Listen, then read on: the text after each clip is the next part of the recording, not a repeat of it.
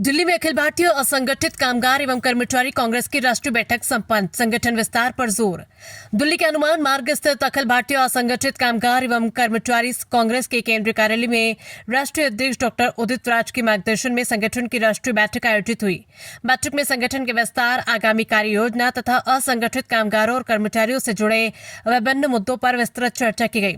Bhilwara social media प्रभारी शुभम शर्मा ने बताया कि बैठक में राष्ट्रीय उपाध्यक्ष रमेश यादव, प्रदेश अध्यक्ष सूरजमल कदम, राष्ट्रीय समन्वयक प्रमोद गांधी सहित विभिन्न राज्यों के पदाधिकारियों ने भाग लिया। राष्ट्रीय नेतृत्व ने संगठन की नीतियों और कार्यक्रमों को प्रभावी ढंग से आगे बढ़ाने तथा श्रमिकों एवं कर्मचारियों के हितों की रक्षा के लिए सभी पदाधिकारियों में सक्रिय भूमिका निभाने का आह्वान किया। उन्होंने बताया कि राजस्थान का प्रतिनिधित्व युवा संगठन महासचिव राहुल रावल और सोशल मीडिया प्रभारी शुभम शर्मा ने किया।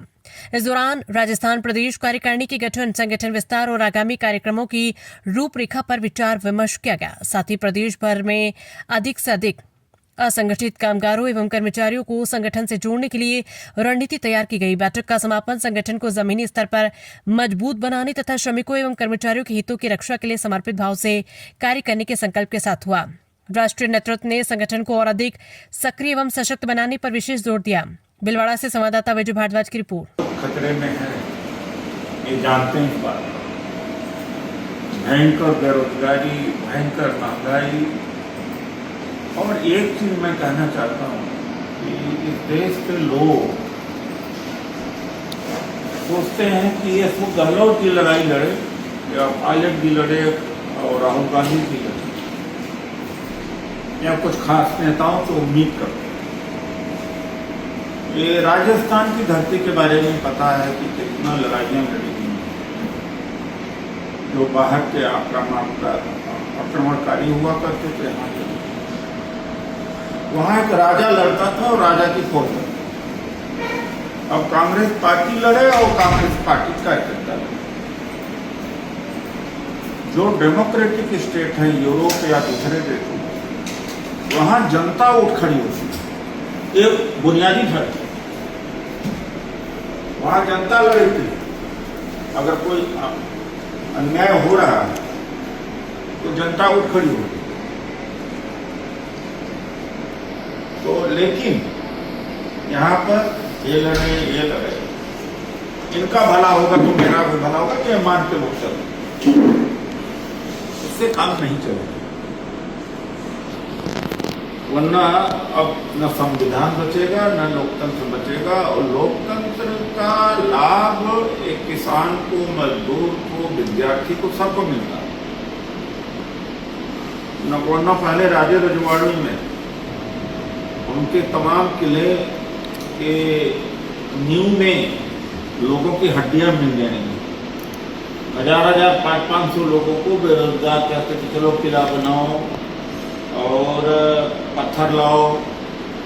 उनको मिलता क्या था? जो बगावत करते थे वहीं पर उनको दफना दिया जाता था, या जो काम करने लायक नहीं रहते थे और बिल्कुल उनका ताकत, शारीरिक ताकत जब जवाब देती थी वहीं पर गिर जाते तो उन्हीं को उनके नींव में डाल दिया जाता था। बिना लोकतंत्र के हालात थे। लोकतंत्र की कितनी कीमत है? अपने जीवन से कम कीमत नहीं है। उसको बचाने के लिए सबको अपना कर्तव्य निभाना पड़ेगा। असंगठित कामगार सबसे बड़ा डिपार्टमेंट है संख्या के साथ। 44 करोड़ इस देश में असंगठित कामगार हैं। निर्यात सेक्टर में हैं, वेंडर सेक्टर में हैं, और आपका चाहे तुम कुली हो, चपासी हो, इलेक्ट्रीशियन हो, और बढ़ई हो, नाई हो, प्लम्बर हो, मैसन वाला काम करे, भवन निर्माण वाला काम, और ठेके पर जो काम कर रहे हैं, सब असंगठित कामगार हैं जिनका वेतन निश्चित नहीं है और न काम के दिन निश्चित है। वो निकाल दिए जाएंगे। 1 महीने 2 महीने काम किया, आगे चले जाएंगे। न उनके बच्चों का कोई ठिकाना इनकम का, न उनके दवा का, और न ही उनके घर का ठिकाना होता है। हालांकि सरकार ने तमाम सारी सुविधाएं दी हैं पहले की कांग्रेस की सरकार ने। इस सरकार ने तो नए श्रम कानून ले आकर के सबके अधिकार को कम कर दिया, जैसे 4 लेबर कोड 1 अप्रैल को इंट्रोड्यूस हुआ 29 श्रम कानून की जगह पर। उसमें बड़ा अधिकार था श्रमिक का, लेबर डिपार्टमेंट में जा सकता था, कंप्लेन कर सकता था, जुर्माना भी लगता था और किसी को जल्दी निकाला नहीं जा सकता था।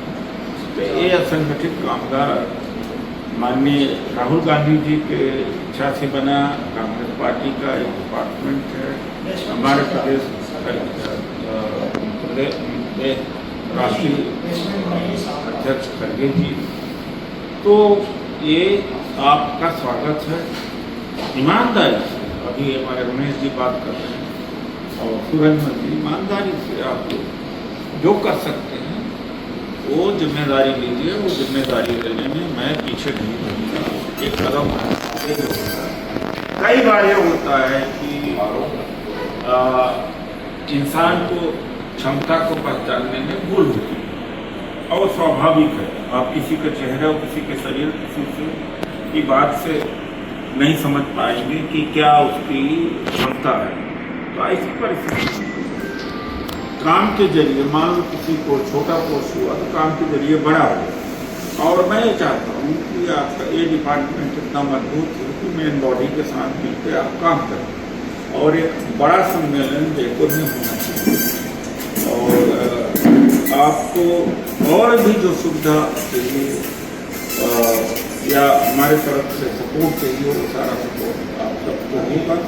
मैं आप लोगों को शुभकामनाएं देता हूँ और इसके लायक जो नियुक्ति होगी पर नियुक्ति करा देंगे। और जिसको लगता है कि हमें मैं यह काम करना चाहता हूँ तो बड़ी इच्छा भी व्यक्त कर देता है। आप आए इतनी दूर से, धन्यवाद।